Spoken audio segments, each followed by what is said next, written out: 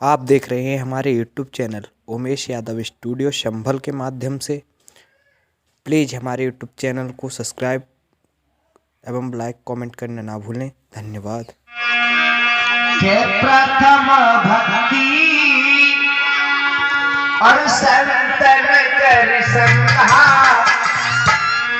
दूसरी रति मम कथा प्रसंगा।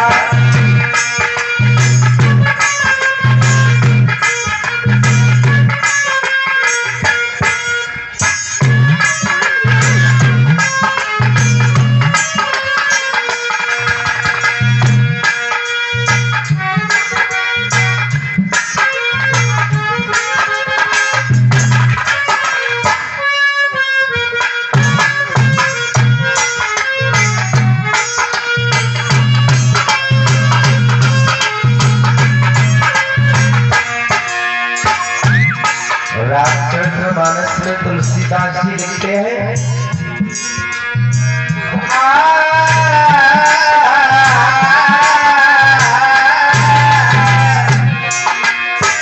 प्रथम भक्ति संतन कर संहा, दूसरी रति मम कथा प्रसंगा।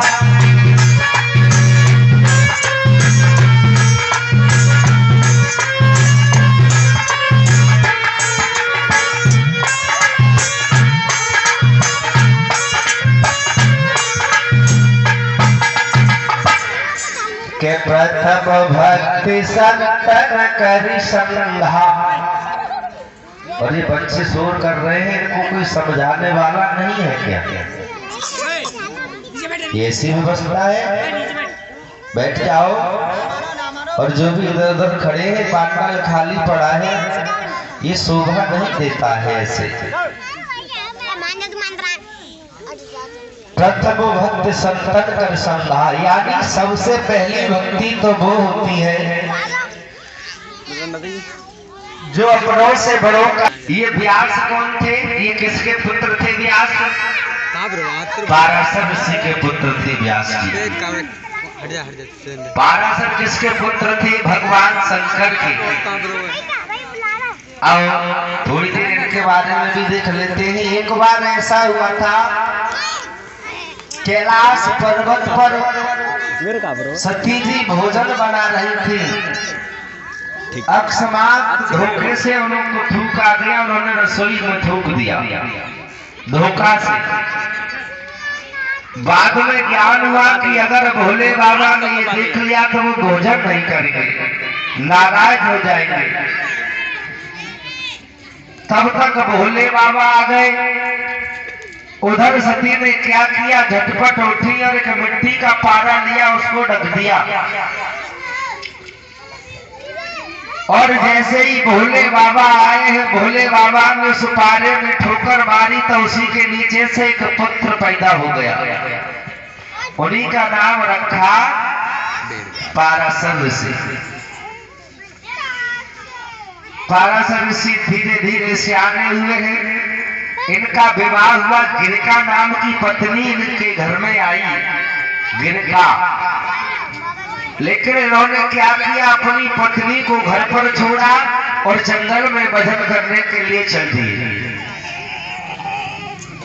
इनकी पत्नी हाथ जोड़कर के खड़ी हो गई, महाराज अरे अभी शादी को ज्यादा दिन नहीं हुए और तुम अभी इसी समय हमें छोड़ करके जा रहे हो, कुछ दिनों के बाद में चले जाना। लेकिन इन्होंने अपनी पत्नी की कोई बात नहीं मानी, जंगल में भगवान का भजन करने के लिए चल दिए। काफी समय हो गया जंगल में भजन करते करते, लेकिन एक दिन इनकी पत्नी को इनकी याद आ गई। ध्यान आया तो घर पर एक तोता पल रहा था। इनकी पत्नी गिरका ने एक पत्र लिखा और पत्र लिख करके तोता के गले में डाल दिया और कहा, तोता जिस जगह पर भी जहाँ कहीं भी हमारे पतिदेव भगवान का भजन कर रहे हैं, ये पत्र हमारा उनके पास तक पहुंचा देना। तोता वहां से चला है। जिस जगह पर पाराशर ऋषि बैठ करके भगवान का भजन कर रहे थे, वो तोता उनकी गोद में जाकर के बैठ गया। जैसे ही पाराशर की आंखें खुली है, उस पत्र को सामने देखा, पत्र को पढ़ा, पत्र को पढ़ते पढ़ते पढ़ते पढ़ते उनकी पत्नी की उनको याद आ गई और उसी के साथ साथ उनका वीर्यस्खलित हो गया। उन्होंने क्या काम किया कि दौरा में बंद किया और तोता के घरे में फिर डाल दिया। कहा तोता हमारी पत्नी को ले जा करके दे देना। हुआ क्या, तोता ने जब वहां से उड़ान भरी है, मेरे भगवत श्रोताओं, हुआ ये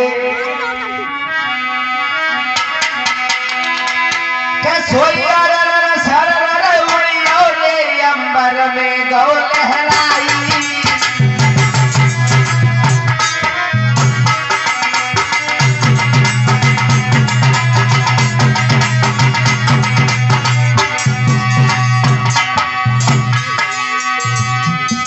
और नजर पड़ गई एक बाज की, और नजर पड़ी एक बाज की, वो पीछे पड़ी गो भाई।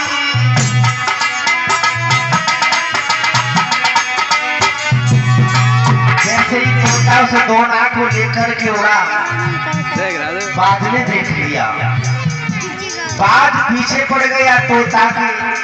लेकिन हुआ क्या, आहा,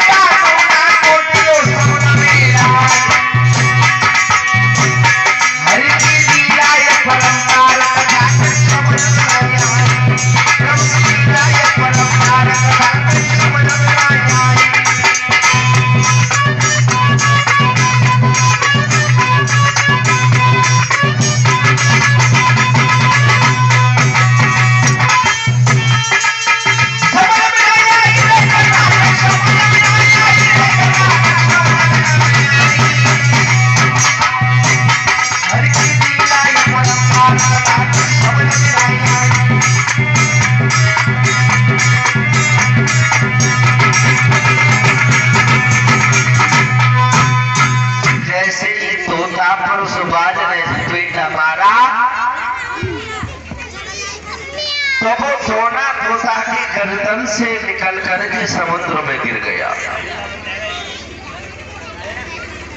और उसी दोना को एक मछली ने निगल लिया। मछली ने, जब मछली ने निगल लिया, मछली गर्भ धारण कर गई। एक मछुआरे ने आकर के उसी जगह जाल फैला दिया और वही मछली जाल में फंस गई। जब मछली जाल में फंसी है, मछुआरा उस मछली को लेकर के अपने घर पर पहुंचा। मारना चाहा तो उसके अंदर से एक आवाज आई, पिताजी आप मार तो रहे हैं, लेकिन संभाल के मारना, कहीं मेरे चोट ना आ जाए। मछुआरा चक्कर में पड़ गया। भाई अरे ये क्या है, मछली के अंदर से आवाज कैसे आ रही है? उसी समय उसने बीच से उसका पेट फाड़ा। उसी के गर्भ से एक कन्या उत्पन्न हुई। कन्या, उन्हीं का नाम रखा मत्स्य उदरी। देहाती भाषा में कह देते हैं मंचोदरी। वैष्णव का शुद्ध नाम था मत्स्य उदरी। उस कन्या को उस मछुआरे ने बड़े प्यार से पाला है। जब वो कन्या थोड़ी सियानी हुई है तो एक दिन उस मछुआरे से कहने लगी, पिताजी आप दिन प्रतिदिन हत्याओं का काम करते हो, मछलियां पकड़ के लाते हो और उनको आप मार देते हो, ये अच्छा नहीं है। आप कोई धर्म का कार्य कीजिएगा, अच्छा कार्य कीजिएगा। बेटे की बात मान करके उसने मछली पकड़ना बंद कर दिया और उसी हट पर नाव चलाने लगा। नाविक बन गया। इधर मेरे भगवान श्रोताओं, नाव चलाता है वो मछुआरा, इधर घाट पर नाव है, उधर से पाराशर की तपस्या पूरी हुई तो वो तपस्या करके घर को वापस लौट रहे थे। इधर जब वापस लौटे उसी घाट पर आ गए, तब तक वही मछुआरे की जो कन्या थी जो मछली के पेट से पैदा हुई थी मंचोदरी, उस नाविक को भोजन लेकर के घाट पर पहुंच गई। नाविक भोजन करने लगा। जब नाविक भोजन करने लगा, इधर से पाराशर संत आ गए। अब संत कह रहे हैं भैया हम इस पार से उस पार पहुंचा दो। नाविक बेचारा बड़ा चक्कर में पड़ गया। क्यों पड़ गया चक्कर में? उसने सोचा अगर मैंने अन्न को छोड़ दिया तो मुझे अन्न श्राप दे देगा, और अगर मैंने महात्मा को इस पार से उस पार नहीं किया तो ये संत में श्राप दे देंगे। उनके मन की भावनाओं को कन्या समझ गई। मंचोदरी कहने लगी पिताजी अगर आपकी आज्ञा हो जाए तो इस महात्मा को इस पार से उस पार तक हम छोड़ दें। बोले ठीक है कोई बात नहीं, छोड़ दो। उसी समय पाराशर ऋषि नाव में बैठ गए और वही मंचोदरी नाव लेकर के जब चली है, जैसे ही बीच धार में नाव पहुंची, देखने में वो कन्या बड़ी सुंदर थी। पाराशर ऋषि उसके चेहरा को देख करके लालायित हो गए। छल करना चाहा लेकिन वो कन्या कहने लगी क्यों? अरे तुम्हें शर्म नहीं आती है? ऊपर से सूर्य भगवान देख रहे हैं, जल में वरुदेव का वास होता है, जल से वरुदेव निहार रहे हैं। उसी समय मेरे भगवत श्रोताओं पाराशर ऋषि ने क्या किया? जो तपस्या की थी उस तपस्या के बल से सारे संसार में कोहरा ही कोहरा कर दिया, सूर्य को ढक दिया। जो कोहरा आज तक चला आ रहा है, जल पर काई को जमा दिया, उसके साथ में छल कर दिया। उसी मंचोदरी के गर्भ से एक पुत्र पैदा हुए, उन्हीं का नाम रखा था व्यास। व्यास इतने बड़े प्रकार विद्वान हुए हैं, इतने बड़े विद्वान हुए कि उन्होंने 6 शास्त्र लिख दिए, 17 पुराणों को लिख करके तैयार कर दिया। 6 शास्त्र और 17 पुराण लिख डाले, लेकिन फिर भी उनकी आत्माओं को शांति नहीं आ रही है, अशांति ही अशांति नजर आ रही है। चिंता में बैठे हुए हैं। एक समय एकांत में बैठे थे मुनि व्यास, उसी समय नारद ऋषि आए उनके पास। देवसी नारद व्यास जी के पास में पहुंच गए। कहा व्यास जी अरे जब जब हम आते थे तो आप बड़े हंसते मुस्कुराते नजर आते थे, लेकिन आज ये फूल जैसा चेहरा कोमला क्यों रहा है? उसी समय व्यास बोले नारद अरे भाई क्या बताऊं, मैंने इतना सब कुछ लिख दिया लेकिन फिर भी मेरी आत्मा अंदर से ये कह रही है कि व्यास तूने अभी तक कुछ भी नहीं लिखा है। नारद कहने लगे इस समय झूठ क्या है? अरे आत्मा कह रही है तो सही कह रही है, तुमने इतना सब कुछ लिख दिया लेकिन तुमने कहीं भगवान की लीलाओं का वर्णन नहीं लिखा। भगवान ने अवतार लिया, भगवान ने कैसी कैसी लीलाएं की है वो तो तुमने कहीं लिखा ही नहीं है। भगवान की लीलाओं का वर्णन तो तुमने कहीं पर लिखा ही नहीं है। नारद कहने लगे आप श्रीमद् भागवत कथा का निर्माण करो। उसी समय व्यास हाथ जोड़ करके खड़े हो गए। नारद क्षमा करना, अब मेरे बस से बात बाहर है, क्योंकि अब हम लिखते लिखते मेरी इंद्रियां काम नहीं कर रही है। हाँ एक बात है, अगर कोई लिखने वाला मिल जाए तो हम बोल तो सकते हैं, इतनी बात कही, नारद कहने लगे चलो कोई बात नहीं, इसका भी कोई उपाय ढूंढेंगे।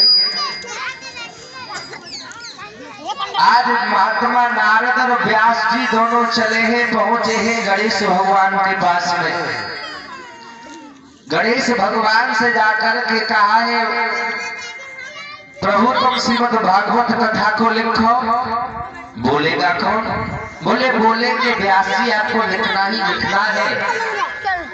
गणेश भगवान कहने लगे कोई बात नहीं, लिख देंगे, लिखने में कोई दिक्कत नहीं है, लेकिन हमारी एक शर्त होगी। क्या? बोलेंगे व्यास जी, बोलेंगे हम लिखेंगे, और अगर कहीं बोलते बोलते जरा भी रुक गए, जिस जगह मेरी कलम बंद हो गई मैं वहां से आगे फिर लिखूंगा नहीं।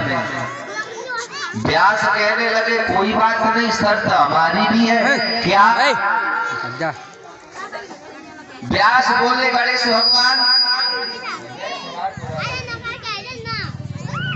तुम लिखो, लेकिन सिर्फ हम बोलेंगे और आपको उसका हिंदी में वर्णन करके लिखना होगा।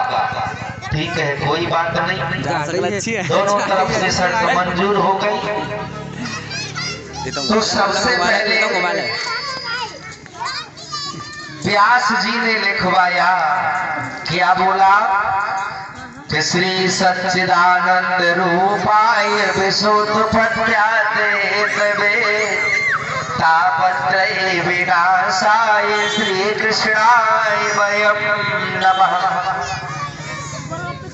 हे सच्चित आनंद स्वरूप करने वाले भगवान। आप देख रहे हैं हमारे YouTube channel Umesh Yadav studio Sambhal के माध्यम से। प्लीज़ हमारे YouTube चैनल को सब्सक्राइब एवं लाइक कमेंट करना ना भूलें। धन्यवाद।